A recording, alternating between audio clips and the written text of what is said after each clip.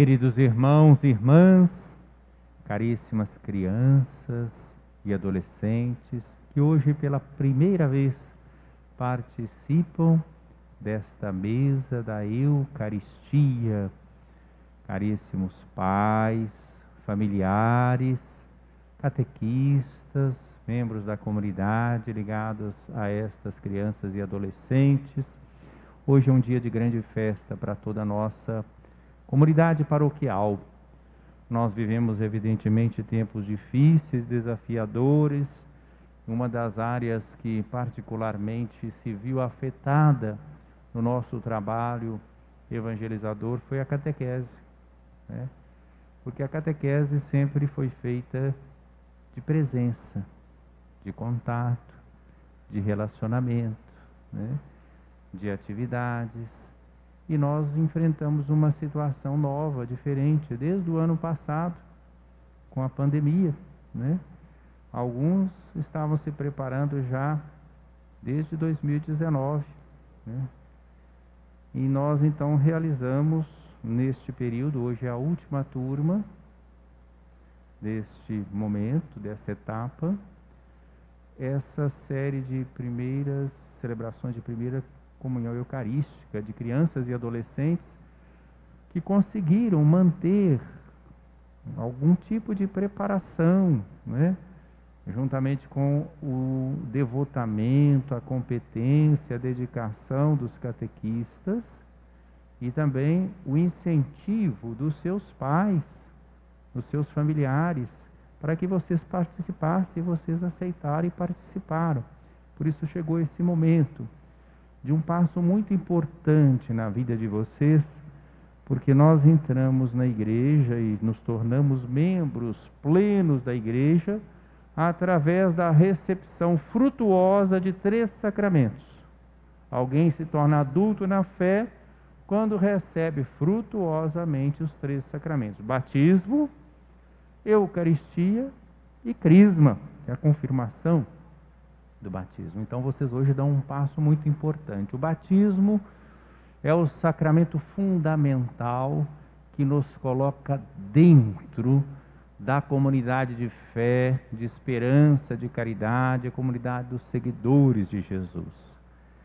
Se o batismo é o primeiro sacramento e mais necessário para nos colocar dentro dessa comunidade, só quem foi batizado é que pode receber os outros, a meta é a comunhão com Deus. E essa comunhão se expressa de uma forma toda especial através da comunhão eucarística. Hoje celebramos a vida de 2 grandes apóstolos, Filipe e Tiago. Tiago era até parente de Jesus, chamado Tiago menor, porque a estatura dele era menor do que o outro Tiago, né? Irmão de João, filho de Zebedeu. Esse é Tiago de Alfeu. E Filipe, né? Que era um pescador de Betsaida. E os textos que foram hoje proclamados foram escolhidos porque ambos mencionam as 2 figuras destes apóstolos. O primeiro texto é da primeira carta de São Paulo aos Coríntios, o capítulo 15, que é um capítulo em que São Paulo fala da ressurreição de Cristo e da nossa ressurreição. Porque nós acreditamos no Cristo vivo, ressuscitado. Quando nós falamos de Jesus, nós não estamos falando simplesmente de um acontecimento lá do passado, mas nós estamos falando do vivente, daquele que está entre nós, daquele que caminha conosco, está conosco todos os dias. E uma maneira especial da sua presença é a sua presença na Eucaristia. São Paulo recorda que o Cristo ressuscitado, ele viveu todo um caminho querido por Deus, como caminho de revelação do amor de Deus por nós. Por isso que ele cita várias vezes, segundo as Escrituras, mostrando que é um plano de salvação de Deus. Não que Deus quisesse a morte do seu filho, isso aconteceu porque o mundo mergulhado no pecado, houve toda a inveja, toda a oposição, toda a resistência a Jesus, que o levou até a morte de cruz. O importante é que ele não recuou diante da maldade humana, mas nos mostrou um amor até o fim, até a morte de cruz. E Deus o ressuscitou. Então, nós estamos diante disso. E apareceu inclusive a Tiago, que é um dos apóstolos que nós estamos celebrando hoje. E no Evangelho, por coincidência feliz também, nós temos lido nesses dias o Evangelho de João, e até trechos aqui no chamado discurso de despedida. E hoje se retoma um texto que nós lemos há pouco. Eu sou o caminho, a verdade e a vida. Jesus é o caminho, a verdade e a vida. Ninguém vai ao Pai senão por mim. Vejam bem, qualquer pessoa que realmente tenha fé, qualquer pessoa que seja religiosa, qual é o grande desejo de uma pessoa que é realmente religiosa? Vocês têm vontade, crianças e adolescentes, de ver Deus? Tem, vejam bem, é isso mesmo. Nós que temos fé, temos vontade de ver Deus. Então a pergunta que Felipe faz hoje aqui é uma pergunta muito que nos ajuda, muito bonita. Jesus estava falando de coisas muito altas, muito bonitas. Eu sou o caminho, a verdade, a vida, ninguém vai ao Pai senão por mim. Jesus estava procurando que eles não ficassem perturbados, porque ele ia partir, mas ele voltaria. E de repente Felipe parece, sabe quando uma pessoa dá um fora, né? Faz uma pergunta assim fora do contexto. Ele fez por um lado, e por outro lado uma pergunta que nos ajudou. De repente Felipe disse assim: Senhor, mostra-nos o Pai, isso nos basta. Como se fosse pouca coisa, né? Ver Deus é o grande desejo de uma pessoa realmente de fé. Mas aí Jesus diz algo muito importante para nós, por isso que a pergunta de Filipe nos ajudou muito. Filipe, tem tanto tempo que eu estou com vocês e vocês ainda não perceberam? Quem me vê, vê o Pai. Essa palavra eu acho que todos nós que estamos aqui na missa, não só as crianças e adolescentes, mas nós adultos devemos pensar um pouquinho nela, a começar por mim. Como Jesus dissesse para cada um de nós: há tanto tempo que eu estou com vocês. Quantas missas a gente já participou? Quantas vezes nós já ouvimos trechos do Evangelho? Há tanto tempo que eu estou com vocês, vocês ainda não perceberam? Quem me vê, vê o Pai. Porque às vezes nós vamos perdendo a nossa grande oportunidade de ver Deus. Porque Deus se revelou, Ele tirou o véu, Ele se manifestou. E como é que Ele se manifestou? Com que rosto que Ele se manifestou? Com o rosto de Jesus. Então é olhando para Jesus, o conjunto todo da vida de Jesus, a sua encarnação, seu nascimento, sua infância, sua vida oculta, sua vida pública, o que ele pregou, o que ele fez, a sua paixão, a sua morte na cruz, a sua ressurreição, é que a gente descobre quem é Deus. Deus não é um nome genérico. Eu até às vezes falo isso, né? Que às vezes tem gente que fala Deus acima, né, de todos, né?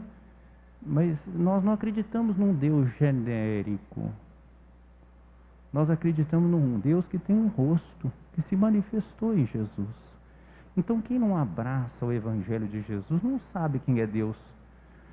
No Evangelho de João, lá no primeiro capítulo, João diz assim: a Deus ninguém jamais viu. O Filho unigênito nos revelou, nos manifestou esse Deus. Quem é o Filho unigênito? Jesus. Então Jesus está dizendo: quem me vê, vê o Pai. A gente olhando para o conjunto da vida de Jesus, a gente descobre quem é Deus. É um Pai de amor, é um Pai acolhedor, é um Pai que quer a nossa salvação, o nosso bem.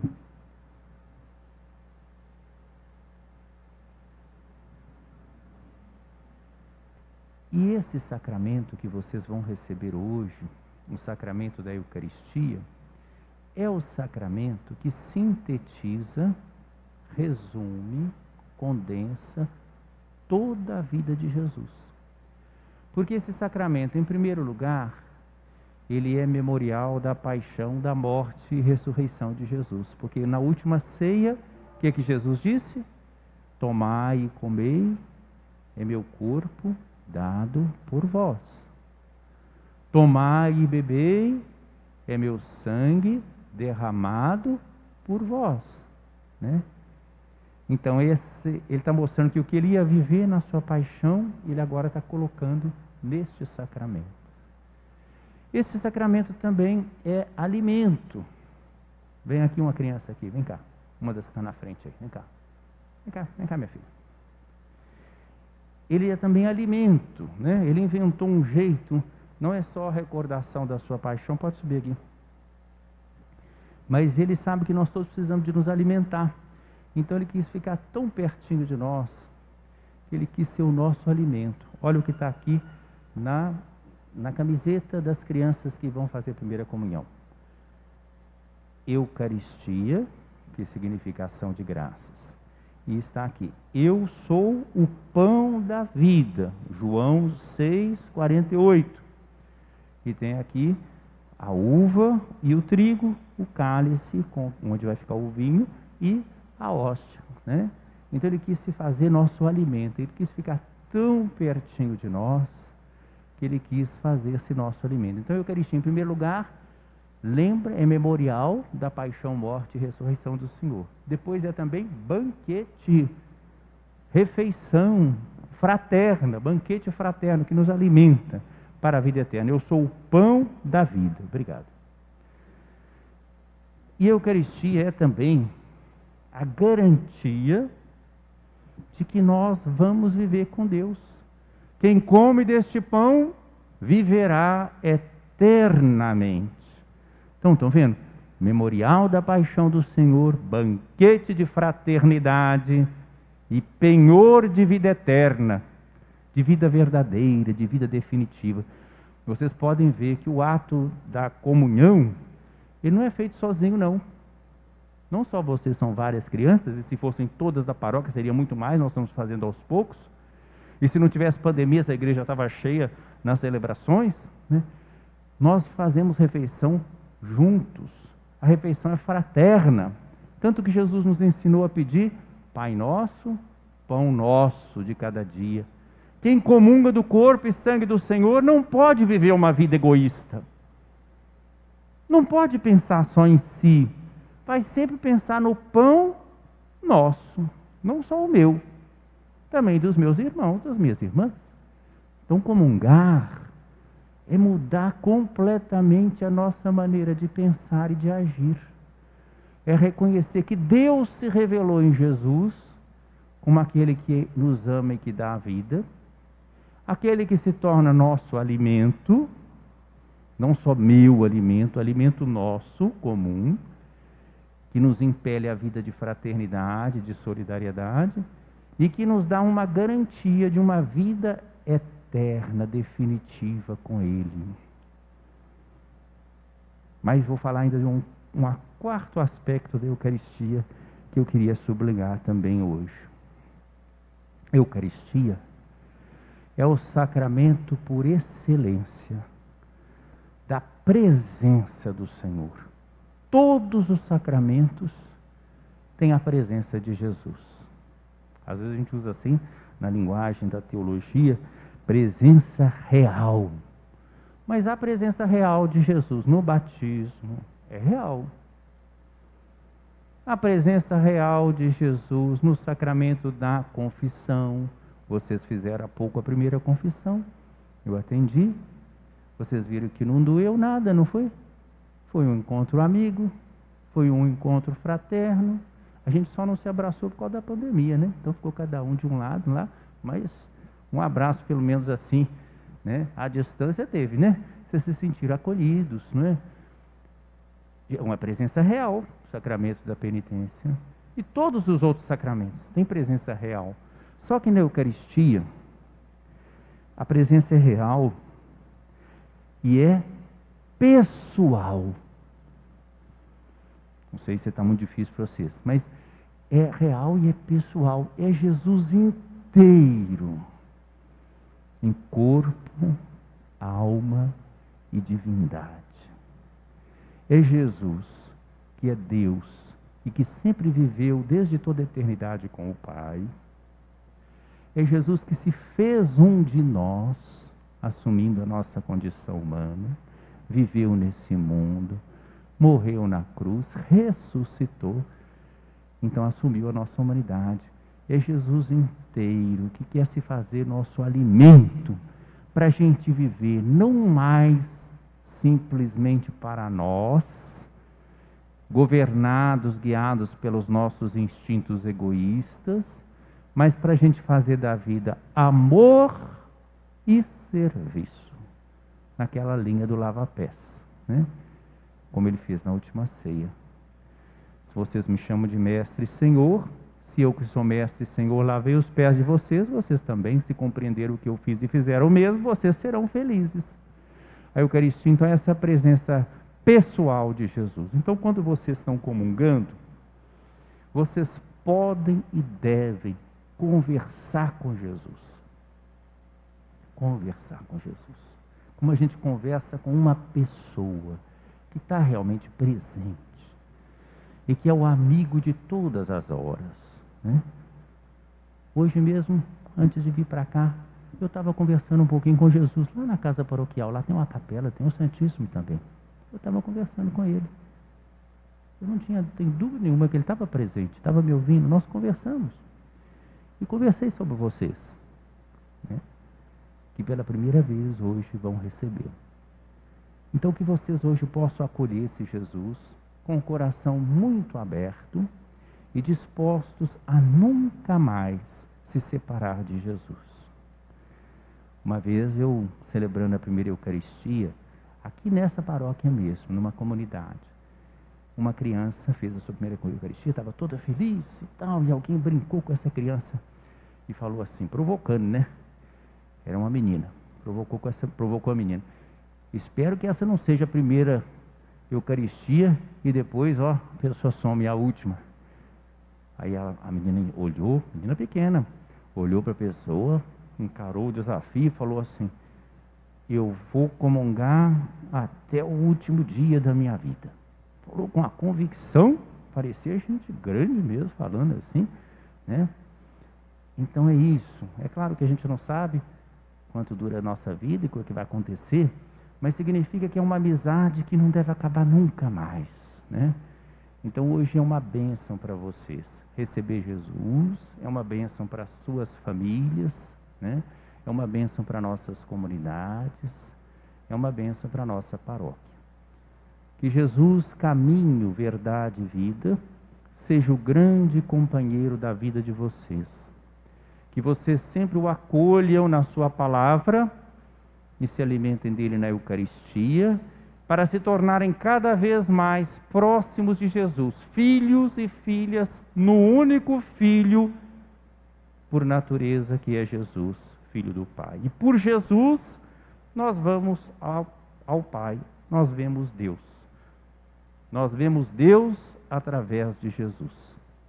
E a Eucaristia é o sacramento por excelência da sua presença em nosso meio.